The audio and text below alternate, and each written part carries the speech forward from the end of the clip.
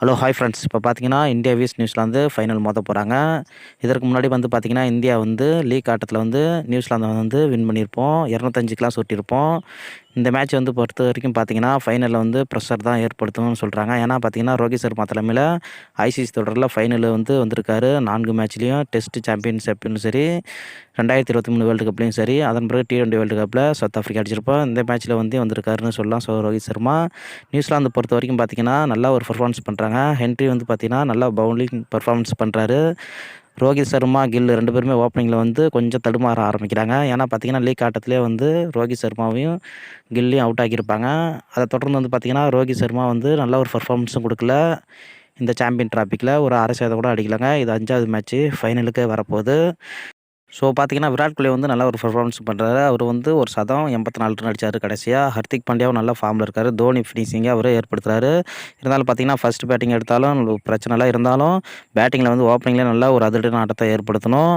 So பார்த்தீங்கன்னா middle ஆர்டரில் ஸ்ரேயஸ் ஐயர், விராட் கோலி திரும்பவும் நல்ல ஒரு பார்ட்னர்ஷிப் கொடுத்து அக்சர் பட்டேலோட சேர்த்து நல்ல ஒரு விக்கெட் இல்லாமல் இந்திய அணிக்கு வந்து ஸ்கோரை கொடுப்பாங்க.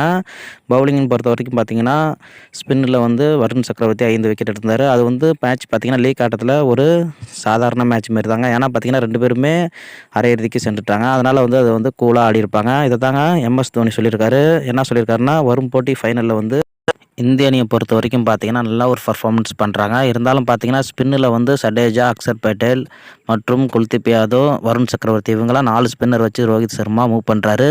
ஸ்பீடில் வந்து பார்த்தீங்கன்னா முகமது ஷமி மற்றும் ஹர்திக் பாண்டியா இவங்க 2 பேரும் வச்சு தான் ஸ்பீடில் வந்து யூஸ் பண்ணுறாரு. இருந்தாலும் பார்த்தீங்கன்னா இந்திய பவுலரில் வந்து பார்த்தீங்கன்னா நல்ல ஒரு பர்ஃபார்மன்ஸ் பண்ணுறாங்க. பேட்டிங்கில் வந்து பார்த்தீங்கன்னா மிடில் ஆர்டரில் நல்ல ஒரு ஸ்ட்ராங்கான பேட்டிங் டாப் ஆர்டர்லையும் இருக்காங்க.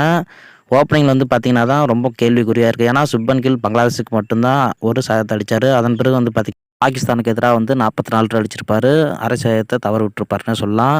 ஸோ பார்த்தீங்கன்னா ரோஹித் சர்மா தாங்க ரொம்பவும் ப்ரெஷரில் இருக்காருன்னு சொல்லலாம். கேப்டனாக இருந்து டீமை வந்து எப்படி வழி நடத்துறது அப்படின்னு வந்து அவர் மைண்டில் ஓடிட்டுருக்கோம். பேட்டிங்கில் வந்து பார்த்தீங்கன்னா அடிக்கிறதா இல்லை சிங்கிள் வச்சு ஆடுறதா அப்படின்னு வந்து அவர் மைண்டில் ஓடிட்டே இருக்கும். அதை வந்து அவர் வந்து முற்றிலும் தவிர்க்க வேண்டும். ஏன்னா பார்த்தீங்கன்னா நியூசிலாந்து கோச்லேருந்து கேப்டன் என்ன முடிவு பண்ணியிருக்காங்கன்னா, ஓப்பனிங்கில் வந்து தான் ரோஹித், கில் 2 பேருமே நல்லா பார்ட்னர்ஷிப் கொடுக்காமல் இருக்காங்க. அதை வந்து கொடுத்துட்டாங்கன்னா இந்திய அணி இன்னும் பலமாக வாய்ந்த அணியாக மாறிடும் அப்படின்னு வந்து அதை வந்து தவிர்க்கணும் அப்படின்னு 2 பேருமே முடிவு பண்ணிருக்காங்க. இதை வந்து தோனி என்ன சொல்லியிருக்காருன்னா, ஸ்பின்னில் வந்து பார்த்திங்கன்னா இந்திய அணி நல்லா ஒரு பர்ஃபார்மன்ஸ் பண்ணுறாங்க. ஸ்பீடுலேயும் பேஸ்லேயும் சரி நல்லா பர்ஃபார்மன்ஸ் பண்ணுறாரு முகமது ஷமி, ஹர்திக் பாண்டியா. ஓப்பனிங்கில் தாங்க ரொம்ப தடுமாறமாக இருக்குது. ஓப்பனிங்கில் வந்து நல்ல ஒரு பர்ஃபார்மன்ஸ் கொடுத்தோம்னா இந்திய அணி நல்ல ஒரு பிக் ஸ்கோராக போயிடுவாங்க. நியூசிலாந்துக்கு அது முதல் அடியாகவே இருக்கும். ஏன்னா இந்த பிச்சு வந்து பார்த்திங்கன்னா பேட்டிங் சாதகமாக இருக்குது. அதோட பார்த்தீங்கன்னா விக்கெட்டும் விழுவுதுங்க. எந்த அளவுக்கு ரன் அடிக்கிறோமோ அந்த அளவுக்கு விக்கெட்டும் விழுவுது. பார்த்தீங்கன்னா பவர் பிளேயர் 2 விக்கெட் விழுவுது. 150க்குள்ளார பார்த்தீங்கன்னா 4 விக்கெட் விழுவுது. 200க்குள்ளார 6 விக்கெட் விழுவுது. ஸோ பார்த்தீங்கன்னா 250க்குள்ளார சுருட்டியே போடுறாங்க. இதனால தாங்க தோனி சொல்லியிருக்காரு, ஓப்பனிங் வந்து ரோஹித் சர்மா, கில் 2 ஒரு பார்ட்னர்ஷிப் கொடுக்கணும். அதோட வந்து பார்த்தீங்கன்னா நியூசிலாந்து நல்ல ஒரு ஃபார்ம்லேயும் இருக்காங்க. ஸோ பார்த்தீங்கன்னா லீக் ஆட்டத்திலேயே நியூசிலாந்து ஆடிருப்பாங்க இந்தியாவுக்கு எதிராக. அந்த மேட்ச்சில் வந்து எப்படி நம்ம தப்பு பண்ணணுங்கிறத வந்து அவங்களுக்கு வந்து தெரிஞ்சிருக்கும். அதனால் திருத்திருப்பாங்க. ஃபைனலுக்கு வந்து எப்படி ஆடணும் அப்படிங்கிறத வந்து அவங்க மைண்டுக்குள்ளார இருக்கும்.